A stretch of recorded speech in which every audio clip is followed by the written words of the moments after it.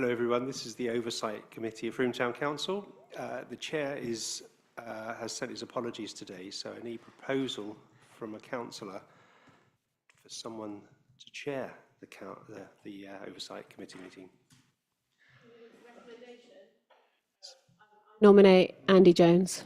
Can I have a seconder? That's Steve. So it's Fiona and Steve proposing. All those in favour? That's unanimous.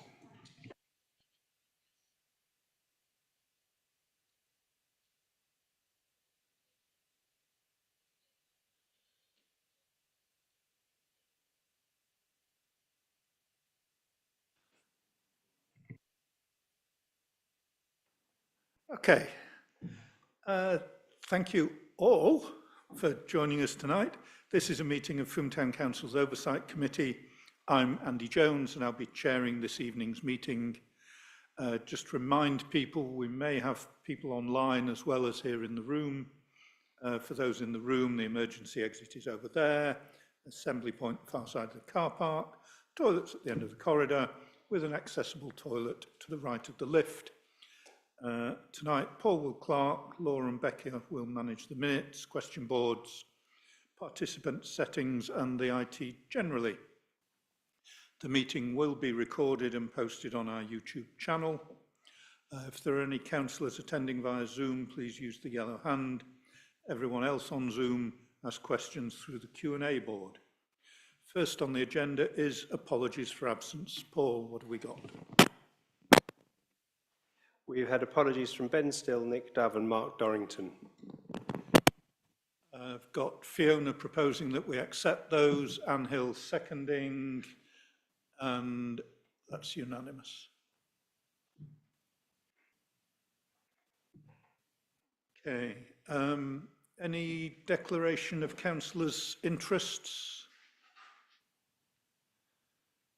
And can we approve the minutes of the last meeting, or has anybody got any questions? Can I have a proposer that we approve them? That's Steve proposed and seconded, and that's unanimous.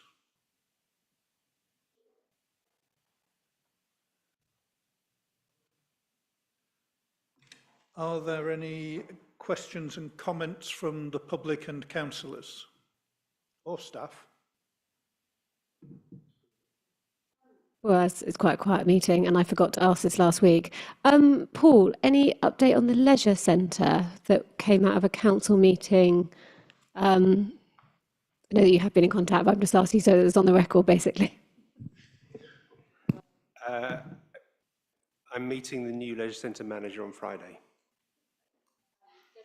Centre manager. Oh, exciting. And in terms of Somerset Council and that side of things? I haven't been in contact since because the leisure centre manager just contacted, was it today, Laura? Oh, yesterday? Yeah, so I just found out I've got an appointment to see him on Friday, so I don't know about Somerset Council at the moment, but I'll get in contact with them either immediately before or afterwards.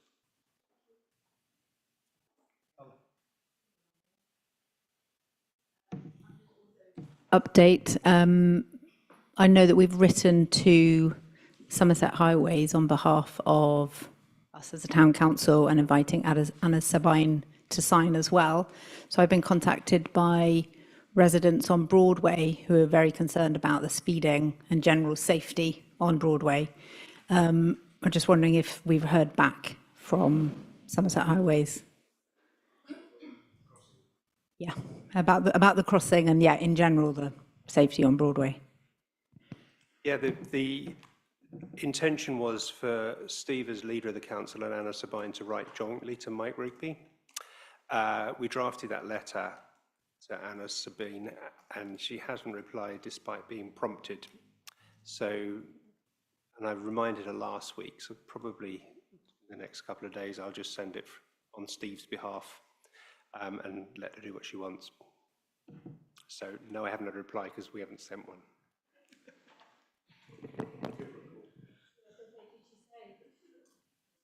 Yeah.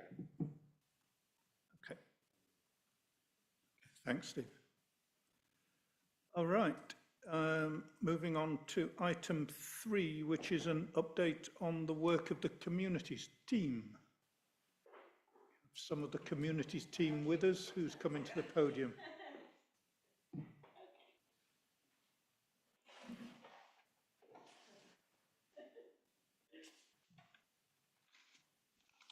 Hi.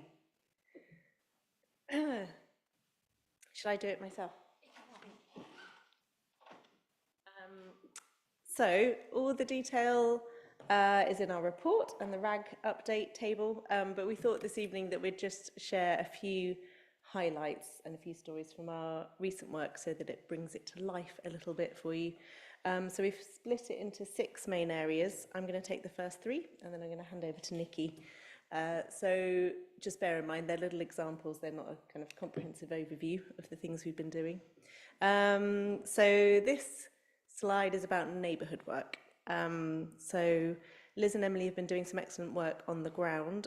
Some of the really targeted work has had some external delays. So I'll talk a bit about some of the responsive pieces that have been working nicely recently. So one of those is the Ecos Veg Patch Sprouts, Ecos Court Veg Patch Sprouts, a lovely example of a light touch piece of work that's had a big impact. Ecos Court is a Live West estate that previously had some funding to create a community garden with raised beds and a shed, but in recent years residents' engagement has tailed off and the garden's sort of fallen into neglect.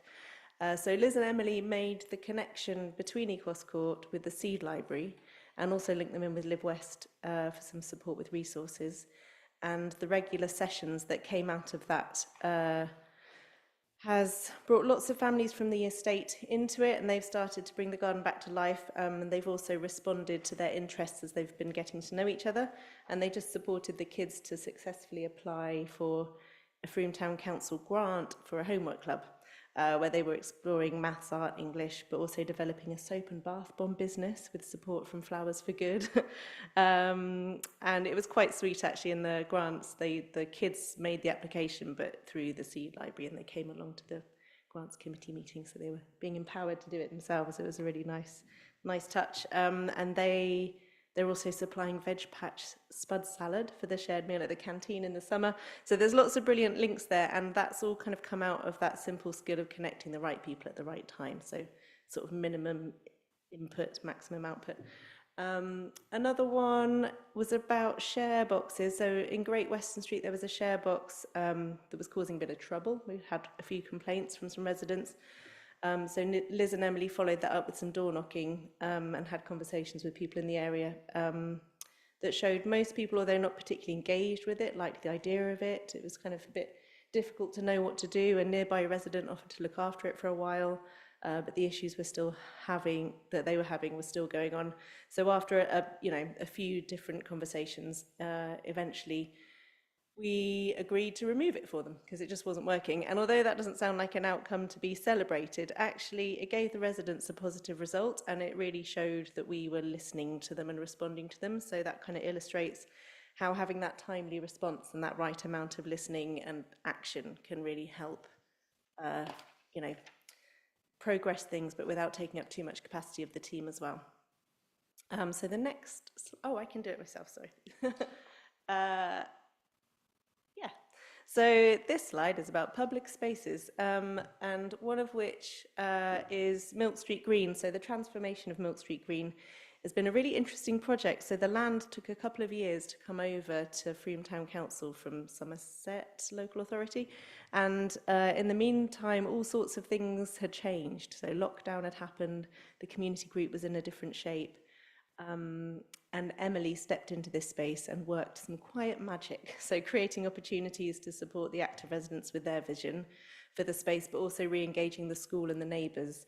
There had been some tensions previously between what the community wanted to change and what was important to the children and the parents at the school, so they created frequent opportunities for engagement and established really good communication leading up to the works, which meant that people felt involved and informed. And so children were soon able to enjoy the space, and the school felt supported as the rangers helped them out with some logs for the forest school, and they were inspired by the new play feature. Relationships with the school have improved, and the communities pulled together to look after the space and keep it watered whilst we support them to figure out a more permanent watering solution. And just things like when a valuable cherry tree was stolen, a local resident offered to replace it themselves, and a parent at the school's growing some dwarf beans to plant in the raised beds for people to enjoy. So it's starting to become that community space that people feel invested in again. Another light touch thing to just kind of highlight is thinking ahead to the devolution of open spaces. We've started looking at some of those areas that are particularly rich for potential community value, as well as for active travel and biodiversity and play. One of the areas we're looking at is a corridor of green space around the small estate off Vallis Road that edges town, known by various names. So Wallington Way, Redrow Estate, hopefully you know the place I mean. We've not begun to work there properly, but in an initial kind of investigative stage, we arranged to meet Helen and Jay on site, and we spent a couple of hours seeing what's in and out of scope from the Rangers' point of view, but also just having those conversations with residents that happen to be there over the back of garden fences and on doorsteps. And just even in those 2 hours, we could build such a rich picture and much better understanding of actually how those residents are using a space, how invested they feel in it, what they're motivated by. And obviously that was just an initial sort of first step, but it just shows how valuable having that capacity to be on the ground is. And so we're looking forward to next steps in that and other spaces. And just one more thing to mention in public spaces was the Henley Way walk. So when the environment team were presented with the dilemma of the ramp at Henley Way needing replacement, which you will know about, Emily, who has got a strong background in equality, diversity and inclusion, was able to connect us with WESIL, which is the West of England Centre for Inclusive Living, who came to do an accessibility audit of the route, but also the town centre. And that process really created robustness around the decision-making process, and enabling the council to demonstrate its statutory duties, but also adding richness to our understanding of the barriers that are faced by disabled people when accessing Frome streets and amenities. And so whilst the outcome to replace the ramp with steps isn't ideal, the information enabled the council to make a commitment to improving accessibility on other parts of the route, and supported further work currently underway on Discover Frome and support for town centre businesses around their offers for disabled visitors. And so my last slide is about community organisation support. So we've got, lots of you know about or attend the community organisation networking sessions that we've been hosting for the last year. There have been so many examples of people making better connections here and being inspired to do things differently, or even just being made aware of different funding streams and support, especially taking advantage of support from Ruth Nag. And the Rotaries have been really good at attending and getting to better understand the landscape of organisations that they are approached by for support. But a nice example of little offshoots that happen from things like that is Frome FM came to a recent session and talked about needing to find someone to take over their well-loved All About Frome show. And in that space, they were almost immediately connected with someone that's got a background in radio production and loves to volunteer for things. And they've gone on to commit to taking over the show when they step back in July. So that wouldn't have happened if we hadn't had that space. So. And another big issue that comes up in these sessions for organisations is about recruiting and maintaining people that want to give their time for free for a cause. I'm avoiding using the word volunteers, but this is something that is felt nationally and regionally as well. And when we reviewed our networking sessions at the start of the year, we realised how important it was going to be to tackle this together as a town rather than just as a town council. So we set up an action group, which was really well attended by a really diverse group of representatives from organisations. But it's come at a time when Spark Somerset have been awarded funding to carry out a Volunteering for Health pilot project, which means that Frome is one of 2 pilot areas that will have a full-time development manager in post for 2 years to explore these issues and try out different ideas. So we're not only really well placed, we've also got organisations engaged so that this person, when they start in a couple of weeks, they can hit the ground running and they can make the most of their time on this pilot, because we can really feed them into that. And because we were central to this conversation already, we were part of their interview process, and we'll co-host that person here and with the medical practice. So that's great. And then the sort of last thing around community organisation support is I just want to talk about Let's Talk. So one of the things that we don't talk about as often for community organisations is how difficult it can be for a group of people who are coming together for a shared passion or project to navigate group dynamics and processes when they're operating outside of formal structures like a workplace. And Let's Talk, they're the group of volunteers that have been offering workshops in tools to tackle tricky conversations. And they've recently consolidated their offer for tailored support for community organisations, and they've already worked with a few. They had a group, for example, who were a newly forming group who were working together on a project. Their kind of feedback was we wanted to come up with an agreement about how our shared values will impact our work together. And at the start, it felt like a jumble of ideas, and our session with Let's Talk enabled us to build a structure together, which we have subsequently built on. The day also brought us together as a group, and so far we've gone from strength to strength and added new members. And they've had similar sessions for other organisations that have all had really positive feedback.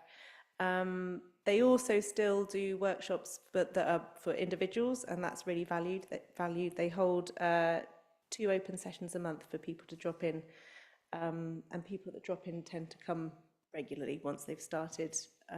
We had someone come in recently that was motivated to do so because they were experiencing a neighbourhood dispute issue, and found through doing the workshops that they were able to then have the kind of capacity to tackle that themselves, but then they keep coming back because it applies to other things in your life. So that is building that community resilience. Yeah, that's me passing over to Nikki. Okay, I don't know how to work this. I'm gonna try. Oh, no. Back one. Here we go. Okay, so I'm just going to briefly talk about community support, and I'm going to give you an example that comes from the Welcome Hub. So recently we had a family who were appealing their negative asylum decision, and they were referred to the Welcome Hub by Fairfree, and they literally came in because they needed a food parcel.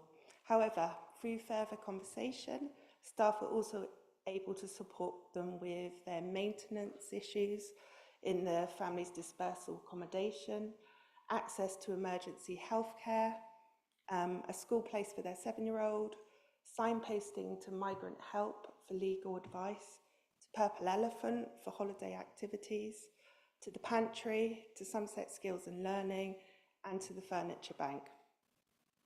The mum in the family has since been supported by the Hub Advice Officer, Irina, to access the Roots to Resilience Wellbeing project that's run by Land, Food and Medicine, and is intending to start at the Friday Women's Conversation class, which is run in the Elliott Building by Community Council Somerset, which is attended by displaced women of all nationalities. And the dad has been linked in with the In Touch Cafe at Free Medical Practice for volunteering opportunities. And they've told the Hub staff that they now feel safe in Frome. I also wanted to just give a story about the cabin, which is up at the Key Centre.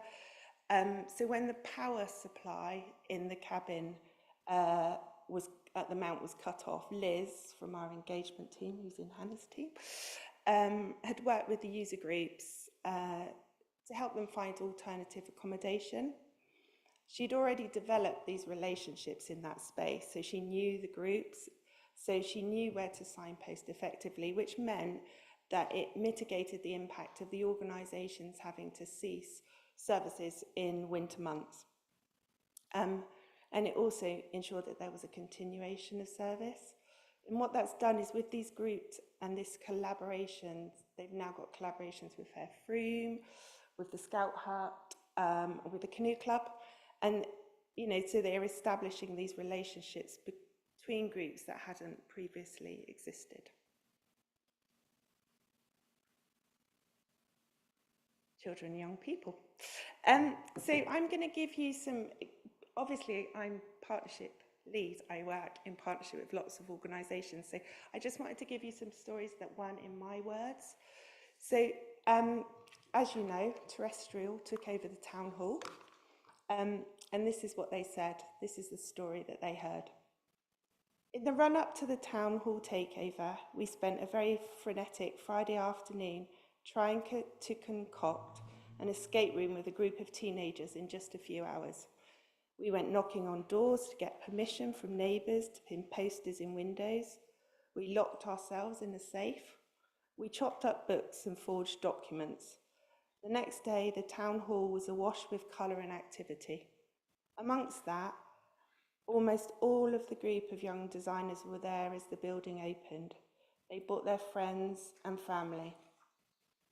They were desperate to see whether their clues could work and how people would enjoy the experience they'd created.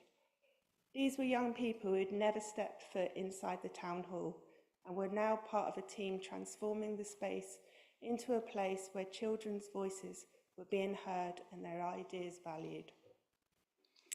I also, maybe as you walked in, you might have seen that there's a Schools Voice project in the corridor downstairs that Melody Hunter-Evans has been heading up.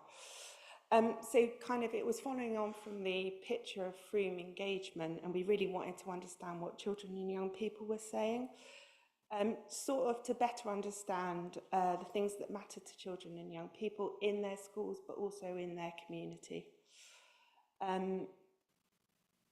This opportunity was to hear children and young people's voices as outlined in our work programme, but also to be able to discuss the role of FTC, you know, what we do, what does a town council do, and inform the communities team moving forward.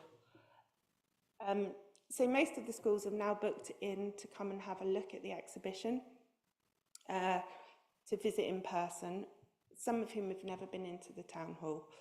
For all of them, it was a tangible opportunity to see how, on some level, their work in their schools council mirrors that of a town council, and have a deeper understanding of how decisions get made in their town, laying the foundations for future engagement with children and young people in Frome. And so some of the comments that Melody's given me back are kind of, I love the fact that we've been asked what their priorities are for school and Frome. Everyone has a chance to speak here. This is the first thing I've done with the school's ambassadors. It's really exciting. I think this is the last one in this section. So you may or may not know that Melody, as the Children and Young People's Officer, also sits on the Vulnerable Learners panel, which is it's an education panel which kind of links statutory and non-statutory services to ensure that our community's most vulnerable learners are supported holistically. So she sits on this panel to signpost what's going on in the community. And so one particular family was signposted to the Send Navigator one-to-one session, which are held here at the town hall, which then led on to the parents joining a local parent support group and the young person joining a pod session. They have said that this has made a massive change for them and a huge help.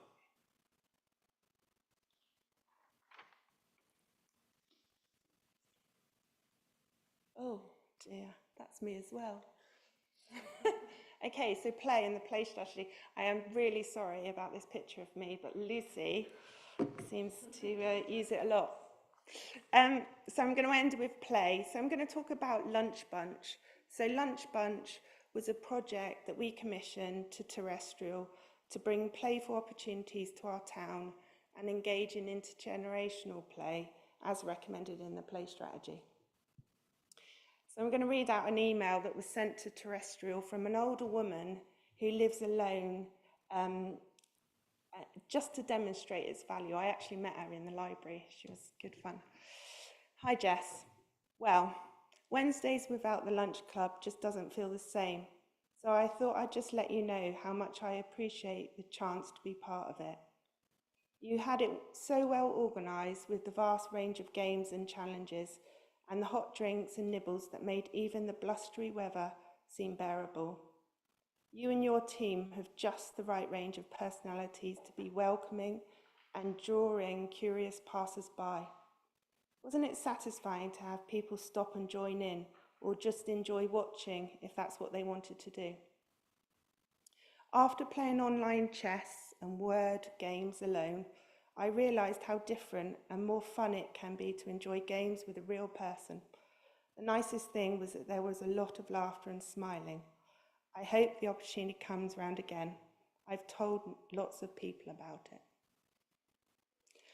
And then just some of the work that we commissioned. We had some money left over from the Violence Reduction Unit, and it was just when the show field had been developed. And there was some mild antisocial behaviour there, very mild. So we commissioned Speakeasy, who are detached youth workers, to just go and hang out, see what was going on. I'm just going to read their feedback.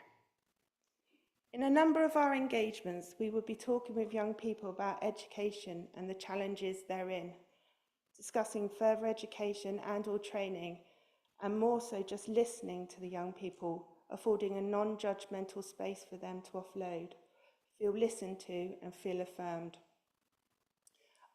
Maybe in a path at the show field or on a bench in Mary Bailey.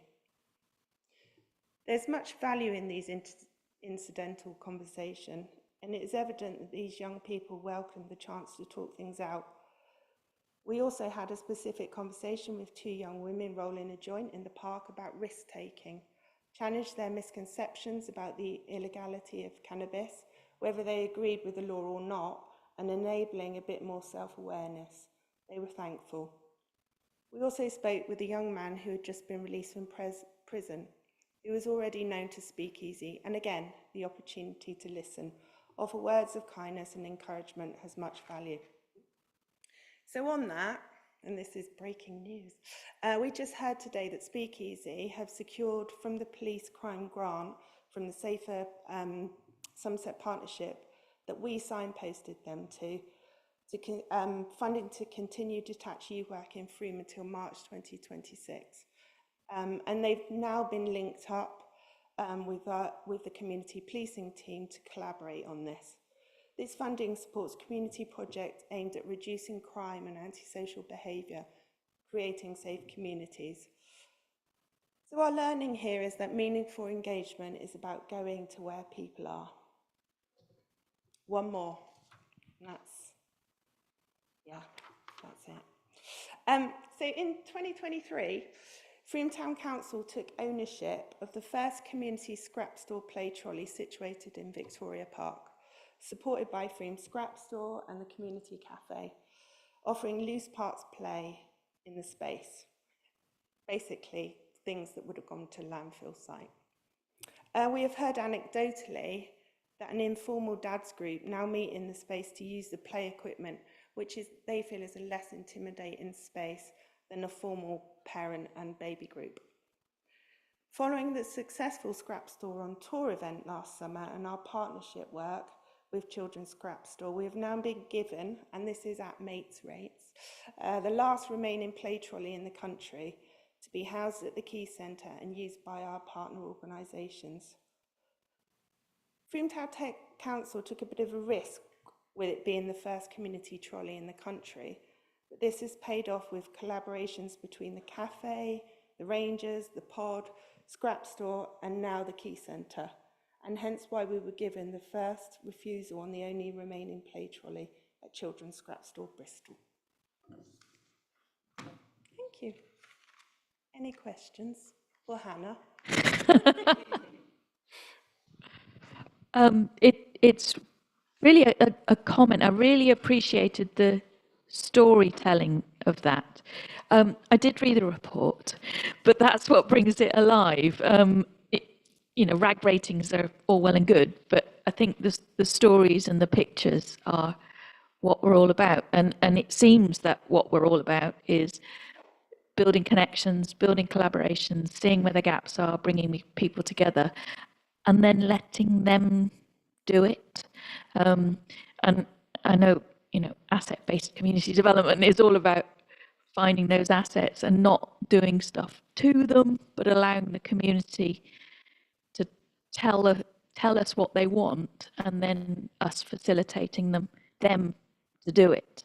And it seems like you're doing it. So well done. Thank you. Question, Steve? Yeah, hi. Thanks, both of you, Nikki, Hannah. That was excellent. I'm just shame not more people are here to hear it, quite frankly. Just one question, really, on the Key Centre. Probably guessed that. So the new coordinator starts next week, is it, or a week after? She started on Tuesday. You started on Tuesday. Great, excellent. Hope she's enjoying it. She came back today. Yeah, well, that's a good start, isn't it? You know. I see you've in your the report plans underway to co-design its future with the local economy. It'd be great to get updates of that as it's going ahead. I don't know where we are with the nursery, if they're still going in there or if that's sort of in the plans as well. Conversations afoot with Somerset Council Yeah. about how we would tender out a nursery, what that would look like, and looking at the sufficiency data from Somerset to guide that. Okay. So they are, you know, we are in a process of having those conversations. Yeah. Okay, great. Be just good, you know, as soon as it's Sarah, isn't it? Yeah. Gets her feet under the table to hear updates on what she's what's going on. Yeah. Thanks. You pass Mel the mic. What is a player trolley, even if we've got the last one in the country? Have you not been up to Victoria Park? No, not for a while. Okay, so the concept of loose parts play is that all of these things are going to go to landfill sites. So it could be ripstock, it could be tyres, it could be old computers, and the trolley just houses it. But you can move it because What does a trolley look like? Is it? Could I pull it? Could you pull it? Do you need a tractor? you could pull it. It's like a big. Yeah. And I know what the scrap store is because I opened probably one of the first ones in the country. But anyway, this sounds a bit grumpy, but then that's my natural role in the council. No, not really. It's just actually the report, the major part of the report was, I found quite difficult to read. And it's full of phrases and combinations of words which are kind of challenging if you don't understand any one of them. So, I mean, there are things like inclusive community infrastructure. I've got no idea what that really means. And participatory grant-making pilots. It's just, individually, those words are fine, but when they're all put together, it actually, I just struggled. And I don't know whether anybody else did, but it seemed odd to me. And so if you could just make them a little bit more easily accessible, and actually explaining some things in just that little bit more detail would be helpful, and actually would do everybody a service, because you tell a really good story. But in the report, I came here tonight thinking, I don't really want to listen to this. And there we are. But do come back to us if there are questions. Can I just comment on that though? Because to me that's also an indication of how little we understand about this work. So I could say the same about a planning one. I'm like, what do these series of words mean? Because I don't understand anything about planning. But those are the words that are used in this area of work. So maybe we should get used to them and understand them. We should be going the other way and getting the planning words understood, actually. Maybe. Fiona. I agree with Mel on that. I read it and then I sort of was like, what have I read? I couldn't quite grasp what you were saying. So I do actually agree, and I would also say, as I say multiple times in planning meetings, it is designed to be obstructive, and I think that's what kind of keeps people from engaging with things sometimes, because it's so technical and sort of hard. But anyway, I wasn't going to make that point. I was just going to ask a question from both of you. What is it that you're finding challenging at the moment? Because when I read this, the point I took away from it, between this and all the greens on the RAG ratings, was sort of like, it all felt too positive to me. I was like, what's something you're finding challenging? Because last time we were told that it wasn't positive enough. So personally, what's quite difficult? Yeah, what's difficult at the moment, I suppose, is the amount of work.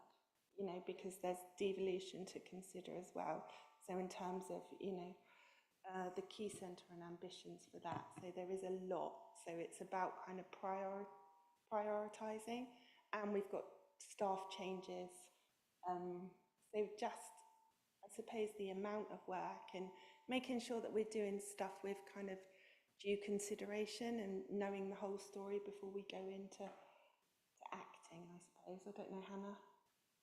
I'd just add to it that working with communities is constantly challenging, and that a lot of the stories we've told tonight actually, we talk about the positive outcomes, but that's, you look at things like Milk Street Green and some of the tensions that you've had to kind of overcome, and that's, there's a lot of that, and probably also external factors and delays of things, and that, a consequence of working in partnership with other organisations is that you then end up a bit kind of reliant on their motivations and agendas and deadlines and things as well. So that's probably another big one, especially in the last year.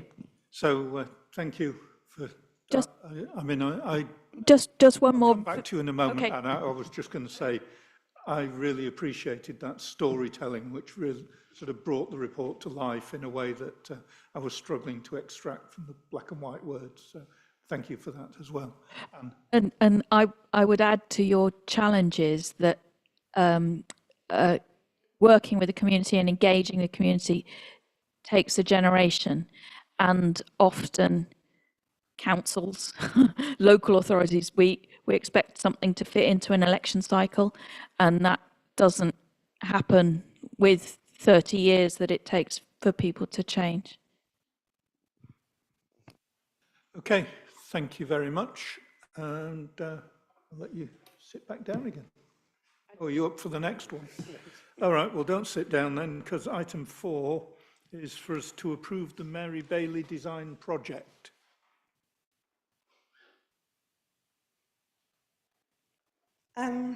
Okay, so you will have seen my report, so I'm going to keep this presentation concise. The communities team would recommend to councillors the commissioning of an experienced organisation to support young people to create the designs for an outdoor community space at Mary Bailey playing field. This may include seating, it may include planting, a shelter or performance space. We understand that this project is bold, it is ambitious, and it is new for Frome, but similar projects have been done successfully in other areas, both nationally and internationally. And some links to these organisations were included in my report, and I know some of these organisations very well. This project will value our young people by trusting their skills to be in charge and demonstrate their knowledge. And we know that involvement in making spaces better increases ownership and pride in spaces. From our Picture of Frome engagement findings, and more recently from the Schools Council project, some of the key messages were that our community want more inclusive spaces outside for young people to hang out, to reduce boredom, increase connection, and ensure that they feel safe in our community. The commissioned organisation would require experience in engaging with a diversity of young people by working alongside the community policing team, speakeasy detached youth workers, super routes, YMCA, and the Welcome Hub, to name a few. They would reach more marginalised young people. The engagement team are also particularly building community relationships in the St John's and Mount areas, so young people could be identified in those spaces, as well as through our well-established connections at the college, the middle schools and Cripchell. Access, equality and diversity will be a key part of the selection process for organisations that express interest in this project. Oh, man. Oh, come on. There we go. This is the next step on from the ambitions in the review of the place strategy, following on from other developments in parks and open spaces across the town, and aligns with the priority objectives of the management plans for Mary Bailey and Victoria Park.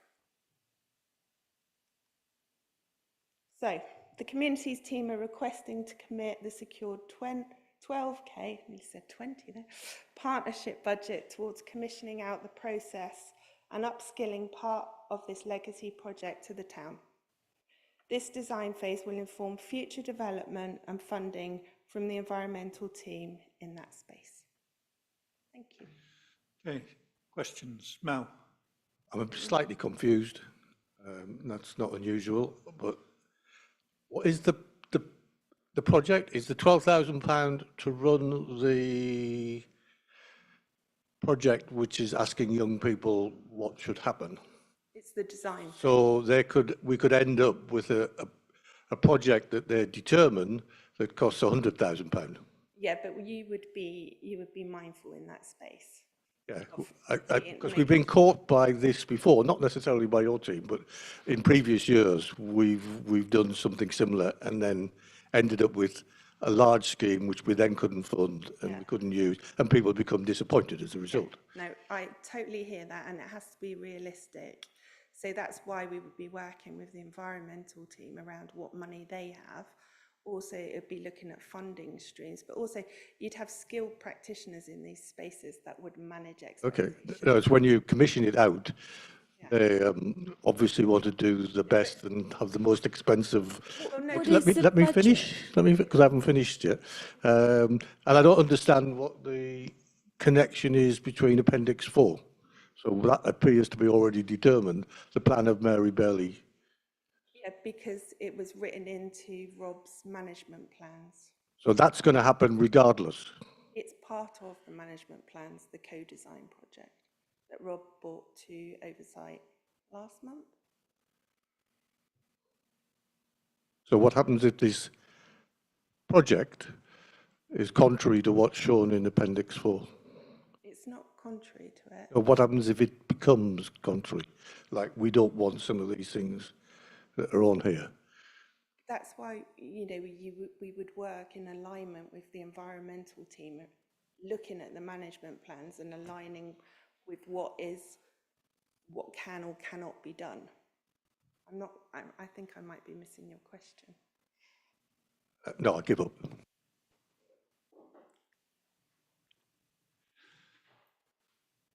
Well, I think we probably need just to drill into it, Mel, because I think... No. It just says on here, for example, refresh mural on back of Moorshed. Now, is that a plan which is going to go ahead regardless because it's already been agreed and funded, or is that in the kind of the communication of this project? So that's a separate part of Rob's management plan for that space. Literally just that box there, I think, on the plan. Undertake a co-design space with young people. Where's that on the plan then? There, that one at the bottom. Yeah, I've got that. Yeah. I think what we're struggling with is how much of what's drawn here is cut and dried and will happen irrespective of the co-design project, and how much will the co-design project change what this diagram is showing. Can I say what my understanding is? My understanding is that the co-design project is just one tiny little piece of this whole plan that was agreed and we voted on it at last Oversight committee meeting. So my understanding is that we've agreed that, I mean, I guess other than this co-design space bit that we're now agreeing, that everything has sort of been agreed because that was voted on at our last Oversight. That's my understanding. Yes. That's as I understand. Yeah. Okay. So it's just this is a specific bit of the space that would be co-designed to do something with, not the whole of it, is I think. So why would you add a zip wire without doing the engagement first? Because that's separate. So the co-design is a standalone piece of work within Mary Bailey. Yeah. If you and I were doing it together in my garden, I wouldn't start adding things before you and I get together and discuss what this garden is going to look like, because then I'll have predetermined what the end result is. This came out of the engagement that was done earlier in the year or last year around Mary Bailey and Victoria Park. I don't know specifically where the zip wire went, but the engagement that was held in the parks that was sort of, I think, co-thinking by the community team, the communications team, was to sort of get to this point. Okay, so that probably answers one of the questions I had, which is that if the co-design piece is focused on young people, what about all the other people who use the space? And what you're saying is that already went into the piece earlier. Yes, and also we have heard time. My question was going to be, what do we mean by young people? Because I'm really, really keen, as I said at last Oversight, and I keep saying it, that we do something specifically for teenagers. So I guess I'm thinking, I never know how old anyone is, 13 to 18-year-olds, rather, because I think it's very easy with these things to get it, for it to drag down towards a younger age. And that is the thing that is missing, is a proper space. And my other question is, what I'm wary of is one of the things, again, I've heard from working with Froome College, is that they feel there's nowhere for them to go to just hang out, and they're always being told off. Do we know that they will be able to hang out here in this co-design space, whatever it ends up being, late at night without being told off by residents? Have we, my question is around the location of it, I guess, that we know that this is a good location. Yeah, so on the first thing, yeah, I would agree with you. When we talk about young people, we talk about 13 to 18-year-olds, you know, that around that age. Yeah. And Okay. part of the design phase will be working with with that organisation to look at what's actually, looking at how kind of noise pollution, looking at how spaces can be used safely. So making sure that even the space that they design in is appropriate for use. Not appropriate for use? Wouldn't go ahead. But then what would we do with that money that we spent? Would we use it to go? You wouldn't design a space that Okay. could be used or wasn't fit for purpose. That would be why we would commission out to organisations that have got experience of, designing these spaces, be that urban or, rural areas. I mean, is there a more open version of this that is commissioning someone to also look at where it could be as well, broader around Froome, or does that open it up too much? But if the aim is to create, for me, the aim would be to create a space where young people of all genders and all, so it's accessible to everyone, inclusive of everyone, could hang out, because that is the thing that we hear time and time again is just desperately needed. And we're not sure that it could happen here, then is there not an argument to open it up so it could be anywhere in Froome? I think one of the reasons that they were looking at a co-designed space in this area is because it's been identified as a space where maybe people don't feel safe and where there is more antisocial behaviour. So actually, if you're making a space that is designed, for people to feel safe in, then you're enhancing that space, rather than kind of pushing it to the. So this is. That's not to say that we couldn't explore that. But so this is where young people are already hanging out, is what you're telling me. I mean, great. And if that's the case, then I don't know enough about it, but that's great. I think Paul wanted to come in, and then I'll come to Anne. So just to track back one step, Rob and the community teams did an awful lot of engagement with Rachel as well around Victoria Park and Mary Bailey that resulted in the management plan that came to the previous meeting. So this is a little bit of finer detail and a very specific bespoke project on co-design for a tiny bit of the whole area. That's when you're asking add zip wire. That was what came out of the previous engagement. And this is trying to drive forward the approach of co-design in a way that really engages with people in finer detail that Nikki started off up at the show field. And this is kind of the next logical step to that. The other thing from, I think Fiona's point is that, yes, we'll try to engage with that group and find ways within the parameters of the site that enable safe places for both the community and themselves to be. And we're also looking at all of our open spaces for that as well. So the roundhouse, for example, on the other side, is kind of fits that to an extent, where sort of it's a safe place for older young people to be. it would be wrong to try and force everything all into one space. So it's just stopping them round all over the town as much as we possibly can. Yeah, I agree. If anything, the word I would take out of the like vision or proposal is intergenerational. I kind of feel a bit like that. I think we've got loads of intergenerational spaces. I think what's missing is a space specifically for young people to hang out. And that's just my opinion. But I kind of agree with you. Trying to do too much with one space could end up with it. There's some phrase about you trying to shoot all rabbits and you don't get any of them or something. Isn't there? Okay. Yeah, mine was Rabbits. just really echoing what Paul has just said, and I think that would clear up the misunderstanding that the co-design space is not of Mary Bailey. It's to build a co-designed small space within Mary Bailey. Okay, so that said, can I have somebody? Just one more point. Teenagers don't have a safe place in Victoria Park at the moment. You know, they just have that tiny little kind of metal shelter area right next to the little kids' play area, so they can't just be themselves and swear and do whatever. So I think it's our main park. We should have a place that teenagers feel they are welcome to hang out and be teenagers. You know, so. Okay. You get that is by them co-designing it. I'm fully in agreement with it. So can I have somebody propose? That's Fiona proposing that we're going to spend this 12 grand. It's Anne seconding, and Mel, are you abstaining? Majority. Okay. Thank you. I'll now hand over to Paul, because Anita can't be with us for item 5, so Paul's got the detail.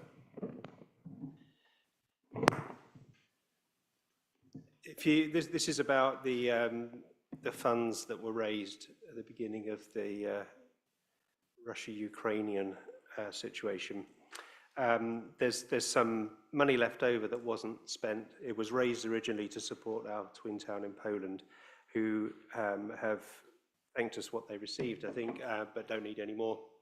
And Anita's been working as part of the Frome Welcome Refugees Advisory Committee, and the proposal is to allocate that 15,000 to that committee to be lodged within the Rotary Club, who are part of that committee as well, to be used supporting refugees in the town.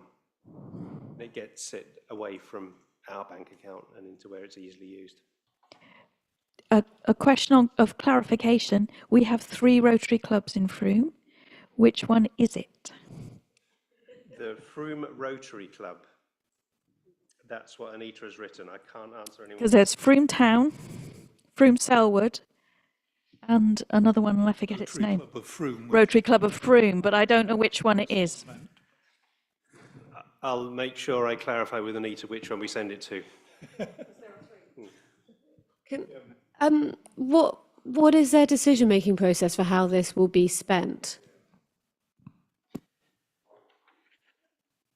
As far as I know, and I haven't been close to this, but the advisory committee decides. The process by which they decide, I'm afraid I don't know. There's some examples of what they have spent it on further down on the first page at examples of small cash payments. I don't know the detail of the process. Can I ask potentially an ignorant question? Why wouldn't we just transfer this to our refugee hub? Why does it have to leave and go to an organisation that we then don't really have transparency on what they do with it?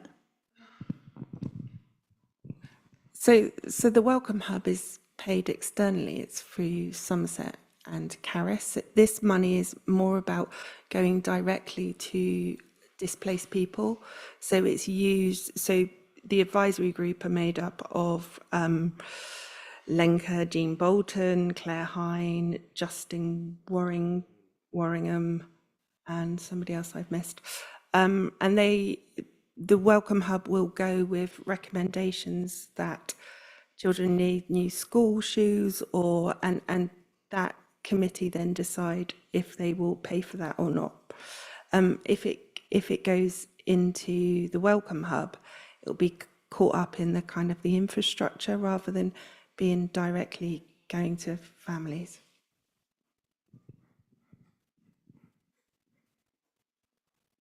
Okay. Are we ready to vote on this, or do we need some more clarity?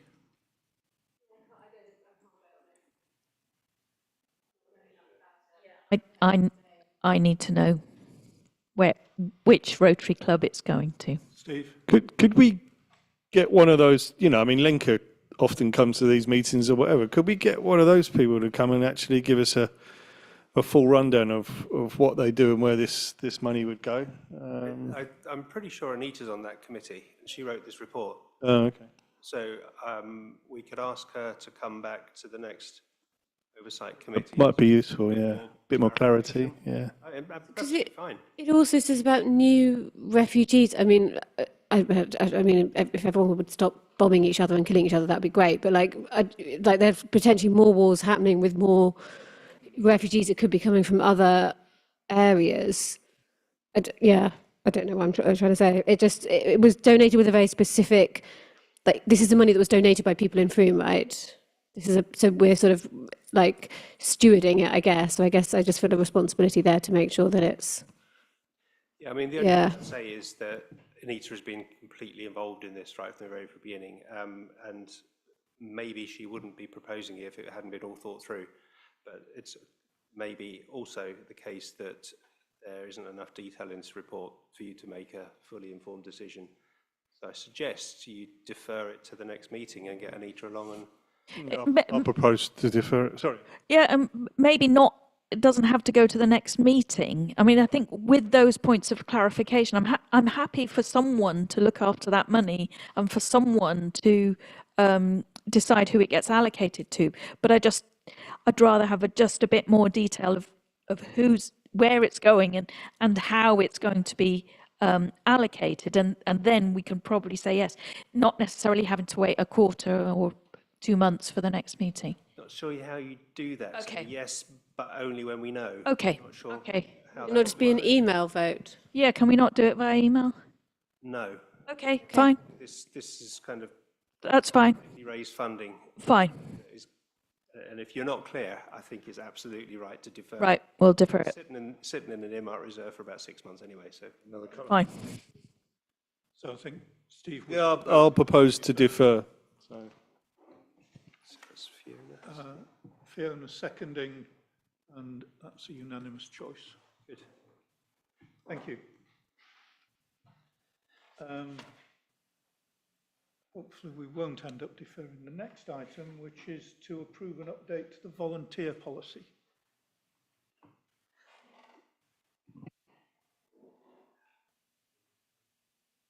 I might shock you when I say any questions. And I do have a question.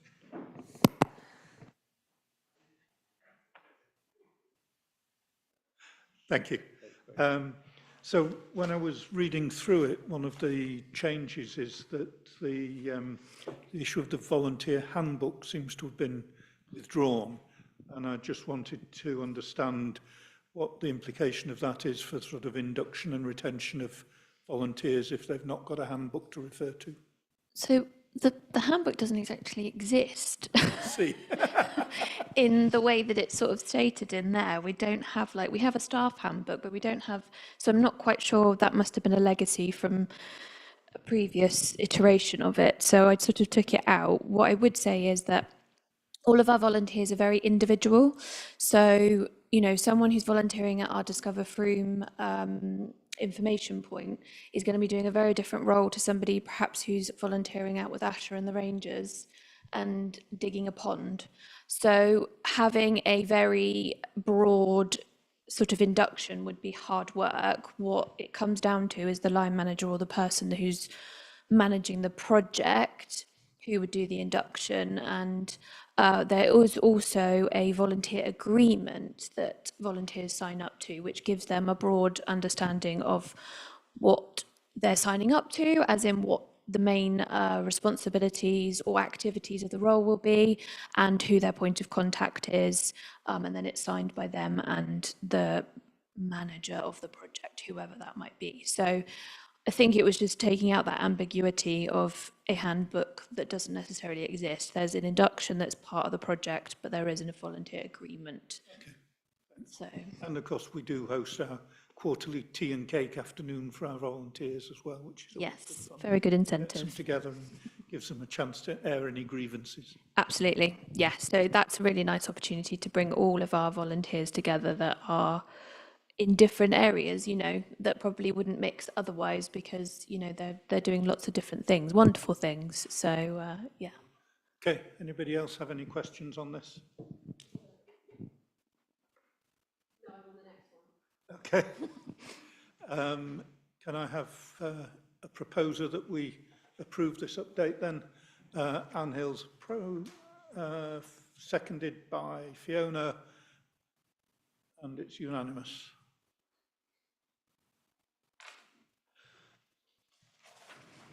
Okay, and I guess item 7, you're going to say the same thing, aren't you? Well, I would also probably like to say thank you to Becca and to Hannah and Sean.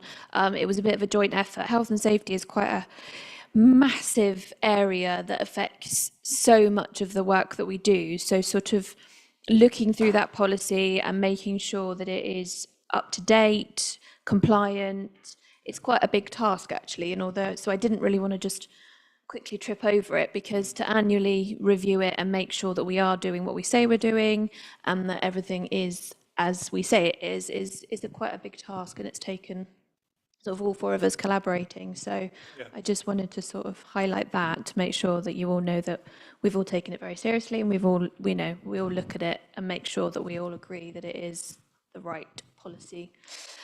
Okay, So that was that. Fiona. Sort of, I don't know, surprised, pleasantly surprised, to be honest. The section on eyesight, I didn't know that for those, I'm presuming it's mainly employees, because maybe not councillors, who use screens for more than 3 hours a day for FTC purposes, get their eyes tests and could get their glasses and lenses reimbursed by FTC. Do many staff take us up on that? Not a huge amount, and it's something we've sort of, it's part of our wellbeing package that we try and sort of communicate to staff members that, you know, pretty much 90% of us are screen users. Yeah. You know, we sit in an office and we look at computers all day. So it's part of the HSCE recommendations that obviously, as an employer, to look after the health of our staff, we should pay for a basic eye test. So we're not talking pictures and scans and things like that, but every 2 years, a basic eye test. And if it comes out that you are given a prescription specifically for the use of DSE, so display screen equipment, then we will contribute towards the cost of those glasses, because, you know, if you don't have the glasses, you can't do the work and be safe at work. So I probably shouldn't say this, but I think more employees should take you up on that. Take us up on that. And it's I couldn't quite justify 3 hours for FTC purposes. That's the issue. I definitely spend more than 3 hours a day, but not really for FTC. But yes, we do, and we make all of that information available. It's all on our Teams channel. We've got a wellbeing section on our Teams that is accessible to all our staff, and, you know, hopefully sort of reiterating all of these policies to staff again and allowing them to look through and make sure that they know what's available. Okay, I did to some extent speed read through this document, I have to admit, but I didn't see any reference to regular health and safety inspections of the building and those being recorded. I would struggle to answer that one particularly, because that's always Becca got. I believe Sean currently has a record on Teams that he fills out for checks of things such as fire extinguishers, blankets, equipment, fire doors and things, and things like that, which I'm pretty sure he keeps on top of. So that's he's got that record. Of course. Yeah, of course. See it written into the policy. No, but that is a very good point. We'll take that one, shall we? We'll have another look at that. And the other relatively minor point, but under the stress management piece, you mentioned that 2 members of staff are trained stress management advisors or counsellors, but you actually quote their job titles rather than their names. And it seemed odd, given the fact that job titles may change, or the people occupying those jobs may change when the training is with the named individual. It's a fair point, and we've come across this before with for named people, you know, job title naming. It's a tricky one. So it is quite specific. It's mental health first aid that is specific to those members of staff currently. But I think because this is annually checked, that's something we can always keep up to date and keep refreshed. But I do take your point, but it's a really difficult one whether you name the person or the job title. And I accept your point, it will likely change at some point, but hopefully with an annual review, we can keep it up to date, yeah. I'm happy.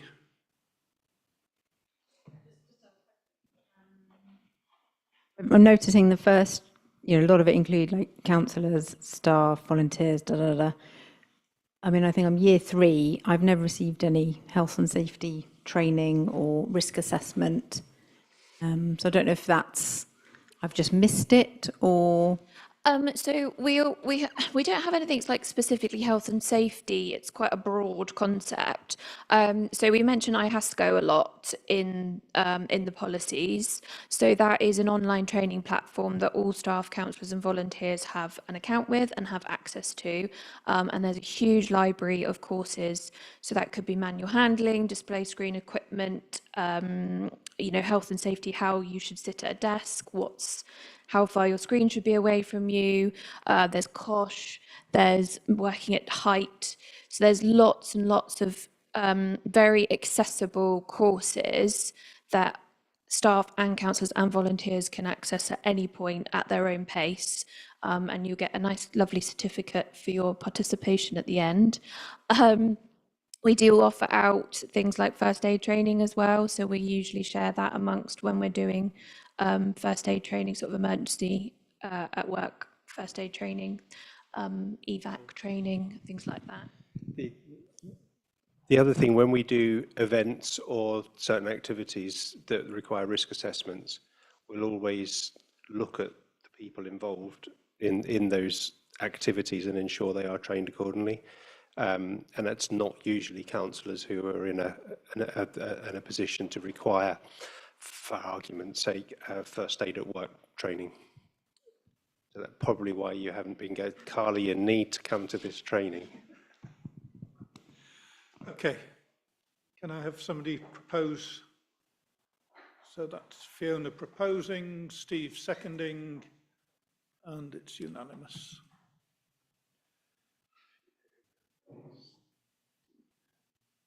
Okay, and item 8 is staff starters and leavers. Yeah, it's an any questions type of situation, but I hopefully, I mean, it's quite a long time since we've done one of these updates, so it's quite fast changing at the moment amongst staff. There's been quite a large amount of recruitment that we've been going through, and obviously business cases for new roles upcoming. So it's quite hard to keep pace at the moment. So hopefully this report was helpful in sort of giving you an idea of where we're at the moment. And obviously I would be happy to do a future update at another meeting. Any questions? No? Interview on everybody who leaves. Yeah, we do. Good. Yeah, usually with the line manager, and they've been really helpful in the past, actually. Very positive, I'd like to say as well. So we're quite pleased with that. But yeah, that is part of something we do and is a really useful learning opportunity for us. Okay. I think in that case we are through the agenda. The next meeting is 7 p.m. on Wednesday the 23rd of July, so it'll be high summer, so probably pouring with rain, and we'll see most of you then.